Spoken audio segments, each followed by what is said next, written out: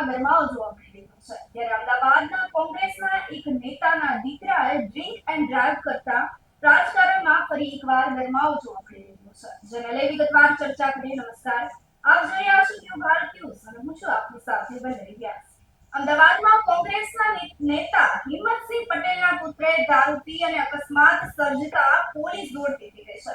હિંમતસિંહ પટેલના પુત્રે નશાની હાલતમાં અકસ્માત કરતા વિવાદ વકરી રહ્યો છે. તો યુવરાજ પટેલ અને શ્રીકાંત તોમર વિરુદ્ધ ફરિયાદ દાખલ કરવામાં આવી છે. કારમાંથી વિદેશી દારૂની બોટલો પણ મળી આવતા મામલો વધુ વિસ્તર્યો છે. વિડીયો વાયરલ થતાની સાથે જ પોલીસે કાર્યવાહી હાથ ધરી છે. એફઆઈઆર દાખલ કરી તમામની ધરપકડ કરવા માટે જે છે તે ચક્રો ગતિમાન કરવામાં આવ્યા હતા અને કોંગ્રેસના નેતા હિંમતસિંહના પુત્ર વિરુદ્ધ ફરિયાદ. અમદાવાદમાં કોંગ્રેસના મોટા નેતા હિંમતસિંહના પુત્ર વિરુદ્ધ ફરિયાદ દાખલ થતા જ રાજકારણમાં ફરી એકવાર ગરમાવો આવ્યો છે. તો દારૂનો નશો કરી અને પુત્રએ દુધેશ્વર સર્કલ પાસે અકસ્માત સર્જતા દારૂના નશામાં અકસ્માત કરતા વિવાદ સર્જાયો છે. કારમાંથી યુવરાજ પટેલ અને શ્રીકાંત તોમર નશાની હાલતમાં ઝડપાયા હોવાની પણ વાત સામે આવી રહી છે. તો સ્થાનિકોએ બનાવેલા વિડીયોમાં કારમાંથી દારૂની બોટલો પણ મળી આવી હતી. અકસ્માત બાદ માધવપુરા પોલીસે યુવરાજને જવા દેતા વિવાદ વધુ વકર્યો છે.